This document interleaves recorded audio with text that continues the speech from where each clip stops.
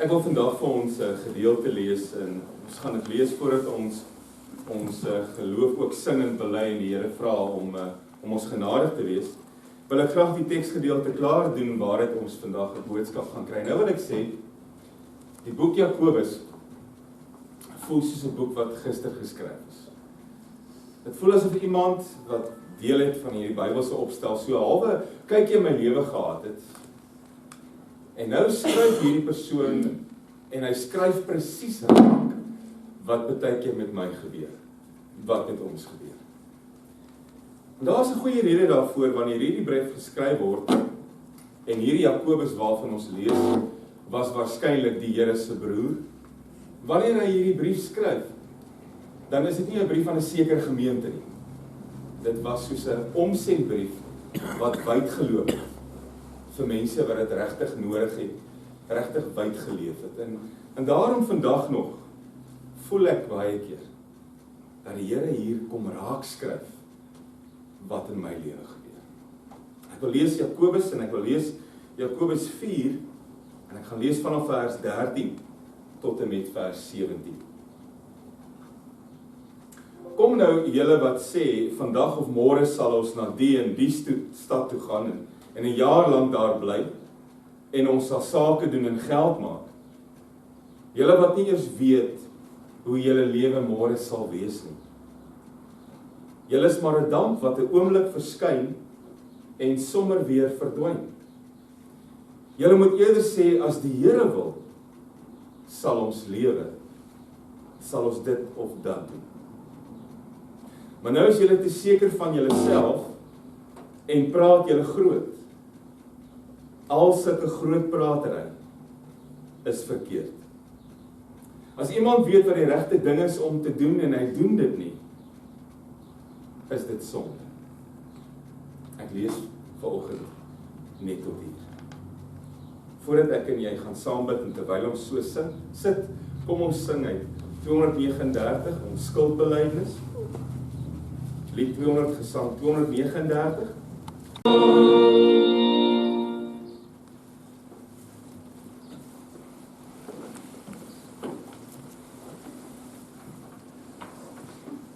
Wat is die moeilikste ding waarvoor jy al gebid het?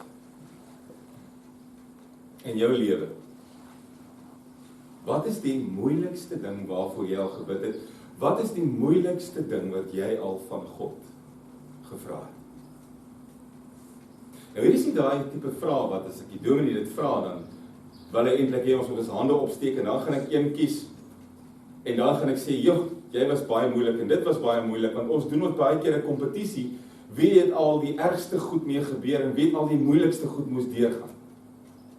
En as ons na mekaar se moeilike goed luister, dan sê die een, maar jy het nog niks gehoor nie, dit wat jy deurgegaan het, kom nie naby dit wat ek beleef het. Maar hier is nie so vraag. As ek vir jou vra, wat is die moeilikste ding waarvoor jy al moes bid? En dan wil ek hê jy moet binne 'n antwoord gaan soek. Van ons het al baie moeilike goed deurgegaan, is dit nie? Moeilike omstandighede, Here, help. 'n siekte wat skielik kom, Here, maak gesond. 'n kind wat dodelik siek is, ag Here, genees.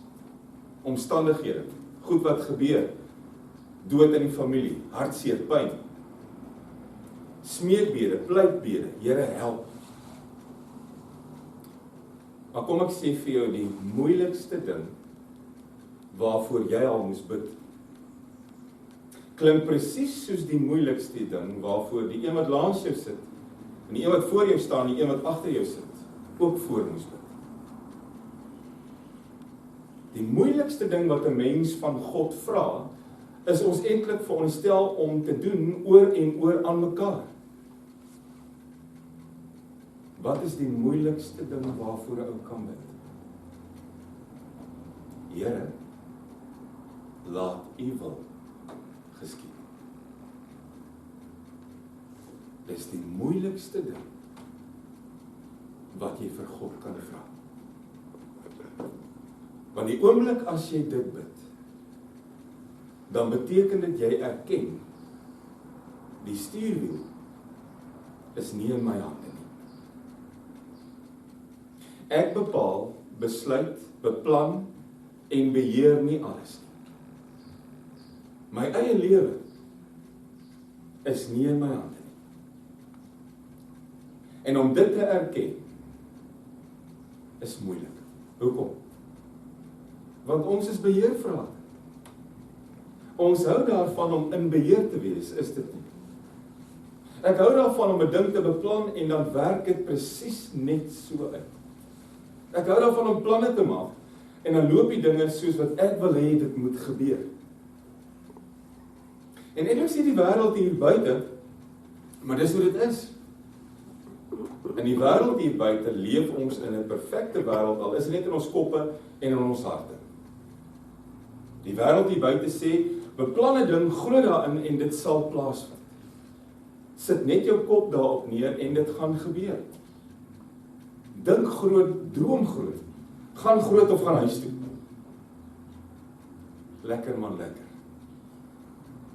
Gaan groot of gaan huis toe. En nou weet jy ook, dis 'n wêreld wat baie keer sonder God probeer bestaan. Dis 'n wêreld wat sê ek kan suksesvol wees sonder die Here. Ek lees hierdie week van iemand wat sê, in my wêreld, in ons wêreld, in die moderne wêreld, is daar nie meer 'n plek vir 'n God en sy wil. Gaan oor my. Gaan oor my wil, my besluite, my bepalings, wat ek wil hê en hoe ek my lewe wil inrig.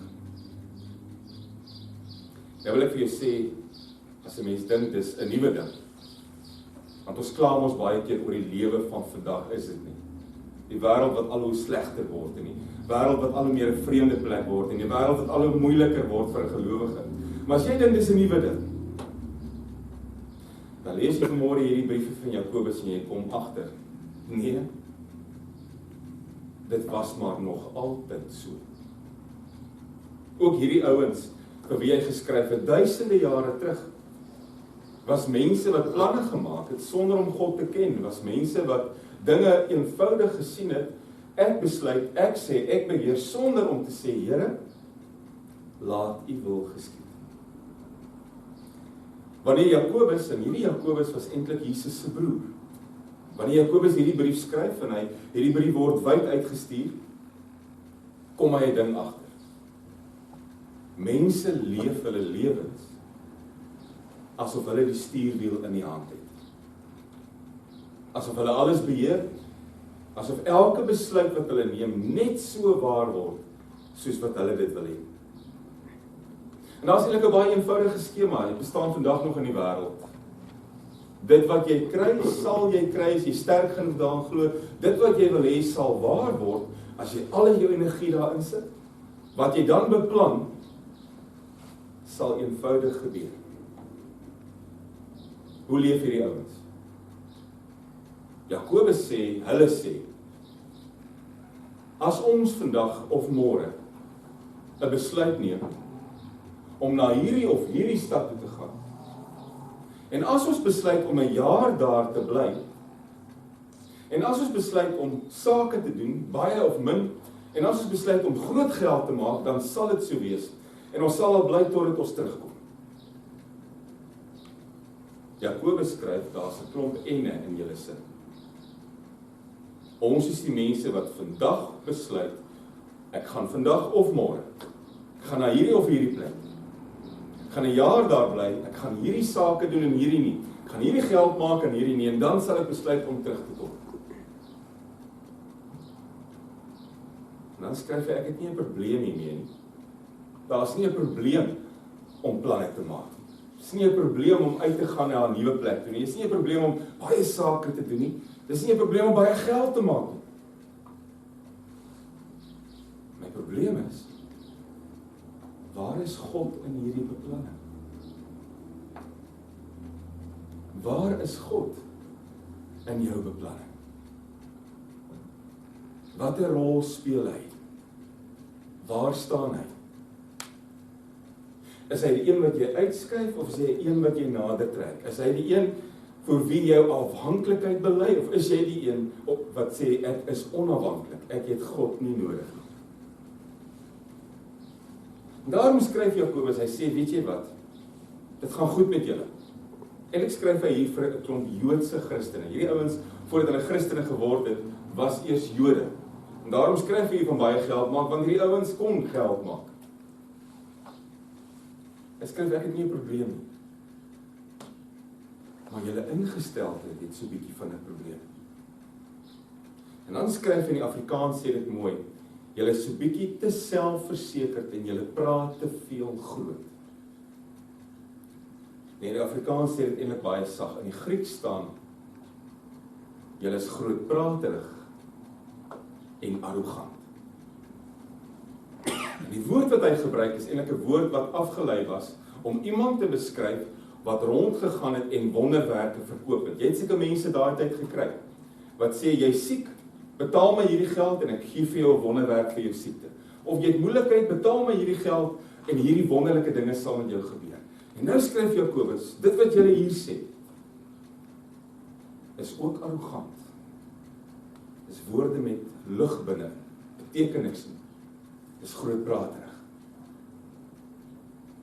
En dis my probleem. Iewers ter langs die pad het ons begin dink dat arrogansie en grootpraat jou eers gaan bring. Is dit nie? Ons verwar dit met waagmoed en durf en ambisie. Ons dink is dieselfde. Maar arrogansie is heeltemal iets anders. Arrogansie is om God uit te skryf. Arrogansie is om te leef asof hy nie bestaan nie. Arrogansie is om planne te maak asof God 'n oomie is wat intussen blind en doof geword het iewester. Arrogansie is om te dink dat ek God nie nodig het nie. Praat hierdie week met iemand wat vir my sê, daar waar ons vandaan kom in ons geboorteland, het ons God baie nodig gehad, want dit was moeilik. Daar was gevaar, dit was nie altyd lekker nie. Maar toe sê die persoon, toe kom ons hier, en ewe skielik voel dit ek het God nie so nodig, soos wat ek hom daar gehad het nie. Want dinge lyk anders, dinge lyk beter, dinge werk op 'n ander manier hier. Weet julle, dis die oudste leuen in die Bybel, dat die mens God nie nodig het nie. Was dit nie maar die slinkse boodskapper in die paradys al, wat aan die eerste twee mense toe kom en sê, God het gesê, julle mag nie dit doen nie, maar volg jou eie kop, maak jou eie besluit. As jy wil doen wat jy doen, dan gaan jy self soos God wees. As jy wil doen wat jy wil doen, nie wat God wil nie, wat hy nie wil hê jy moet doen nie, gaan jy soos hy wees, en dan jy hom nie nodig nie. Daardie dag in die paradys, was dit 'n rebellie. Jy het God nie nodig nie, was die boodskap. En elke keer as dit lees, dan lag ek nogal hier in my binneste, want ek dink intussen het die paradys geskuif. Ek dink nie die paradys is meer waar hy was nie. Ek dink die paradys het so 'n bietjie afgeskuif na twee eilande hier onder in die aardbol. Hier onder Australië lê hier twee eilande, twee mooi eilande. Dit lyk soos die paradys. Die paradys het geskuif. Maar die slinkse boodskapper is dieselfde. Die slinkse boodskap is dieselfde. En die manier waarop mense dikwels reageer, is presies dieselfde as die eerste twee. Ek dink nie, ek het God nodig nie. Nou ek het vanmôre vir jou te vertel nie, rebellies verniel. Rebellies breek wat heel was. Rebellies verwoes wat God volmaak geskaap het. En het jy agtergekom? Die oomblik as die mens dink hy is God, dan raak dinge stikkend. Het jy dit nie al gesien nie?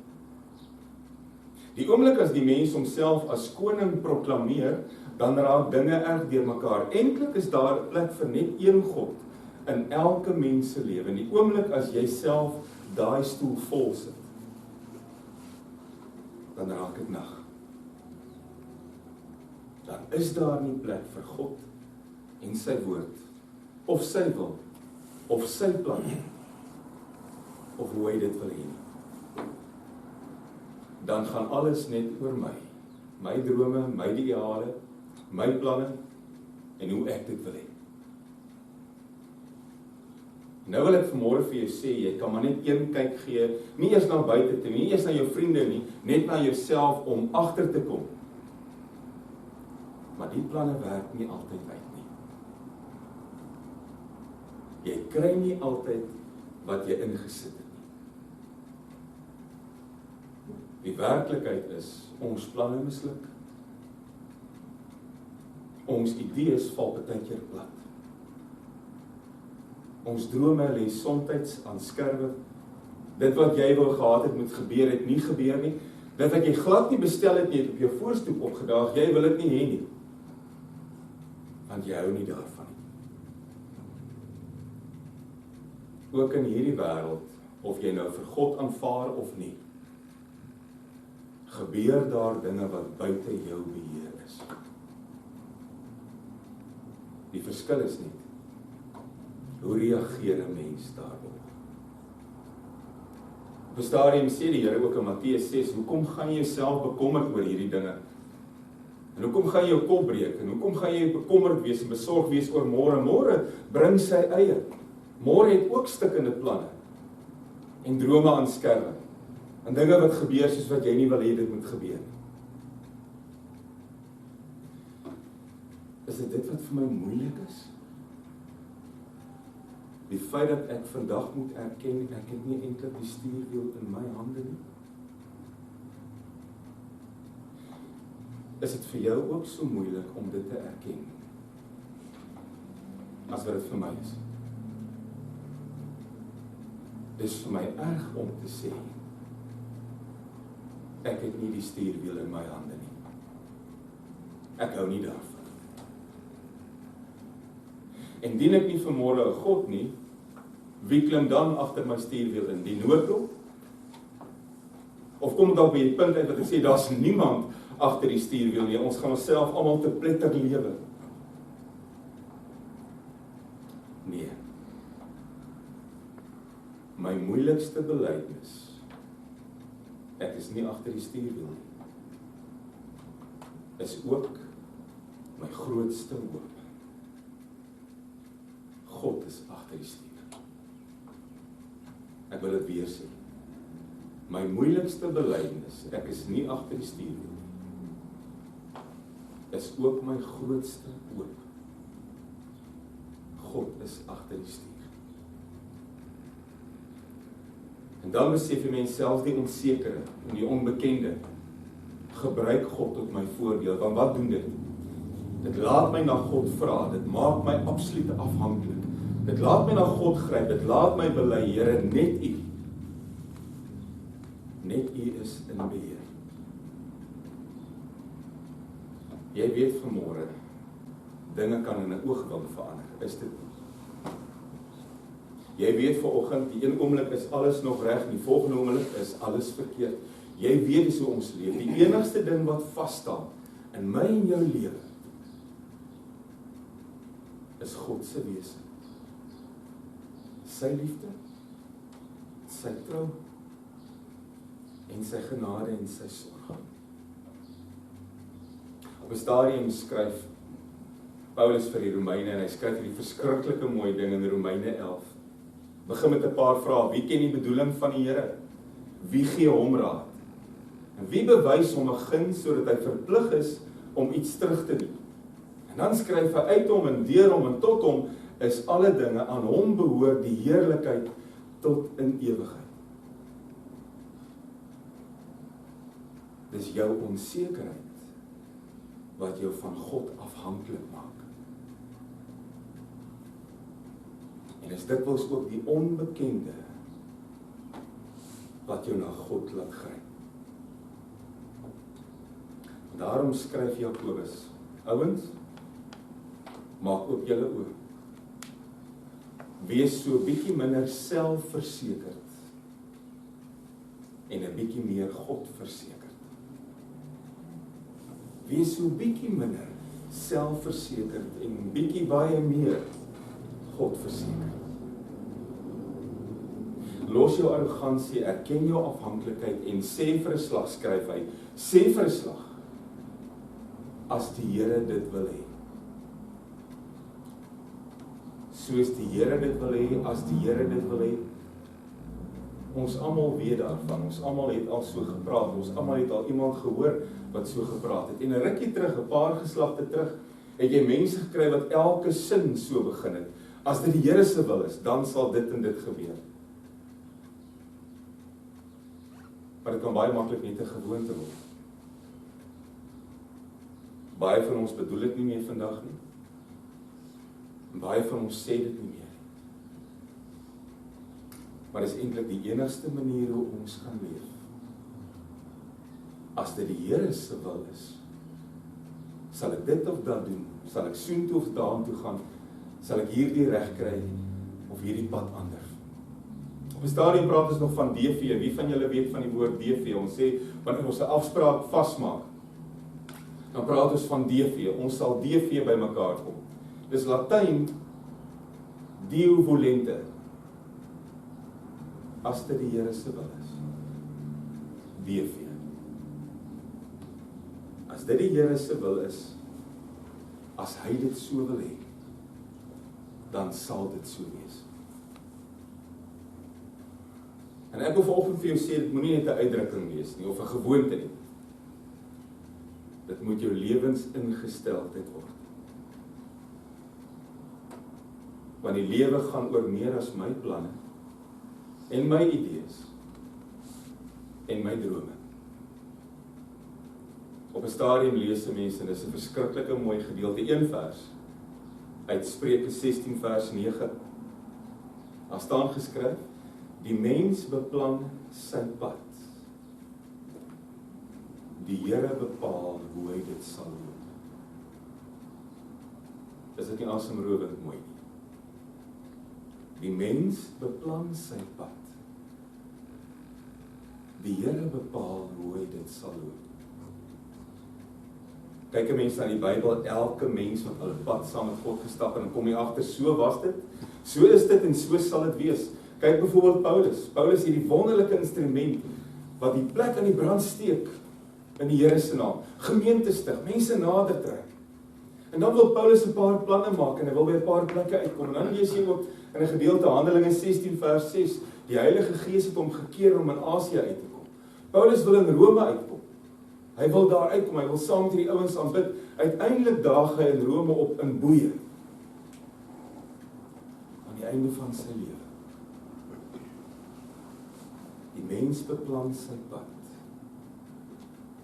God bepaal hoe hy dit loop. Dis waar, nee. Om te bid, laat u wil geskied, is die moeilikste ding waarvoor jy kan vra. Want dit haal die stuurwiel uit jou hande uit. Dit stroop jou van jou arrogansie. Dit maak jou diep afhanklik van die Here. En nou wil ek ook vanmôre vir julle sê, as ons sê, laat u wil geskied, het ons baie keer die gedagte, ag Here, laat u wil geskied, solank dit ooreenstem met myne. En het jy al agtergekom, wanneer ons planne maak, wil ons hê dit moet vinnig gebeur. En wanneer ek 'n idee het, wil ek hê hy moet vinnig voete kry. En wanneer ek vir iets vra, wil ek hê dit moet vinnig waar word. Net om baie keer te sien, God werk nie so. Laat u wil geskied beteken ook, gebruik u tyd. Dis eers somtyds, as jy kan terugkyk, dat jy agtergekom het dat God gelukkig sy wil laat geskied het en nie myne nie. Want my plan sou al lankal plat geval het. Laat u wil geskied. Dis om jou volledig aan die Here oor te gee. weet jy wat, dis nie maklik nie. Dis moeilik. Dis moeilik want ons wil soms selfs God in ons lewe wees. Laat U wil geskied, hoe dikwels bid ons dit nie teesinnig nie. En hoe dikwels bid ons nie met die houding, ek moet dit seker maar bid, want ek kan tog seker nie teen die Here wen nie. Dis dan eintlik 'n teesinnige aanvaarding. Oorgawe lyk anders. Ek wil afsluit. Deo volente, laat U wil geskied. Bid dit vir 'n slag uit jou hart. Bid dit vir 'n slag asof jy dit bedoel. Bid dit bevrydend, bid dit, bely dit en bedoel dit. Amen. Here, laat U wil geskied in my lewe. Ek maak planne, maar laat dit U planne wees vir my. Ek het 'n paar idees in my kop van waar ek wil wees en wie ek is, Here. Laat dit U waarheid wees oor my wat vas staan. Ek het plekke waartoe ek wil gaan en dinge wat ek wil doen. Here, laat dit U wees wat my 'n instrument maak van U genade. Dankie dat ons vanmôre hier ook U grootheid kan bely. En ons bid uit ons harte. Laat U wil geskied. Amen. Ons laaste lied van die Here en elkeen van julle gaan in vrede. Die genade van ons Here Jesus Christus, die liefde van God ons Vader en die gemeenskap van die Heilige Gees sal met elkeen bly en wees.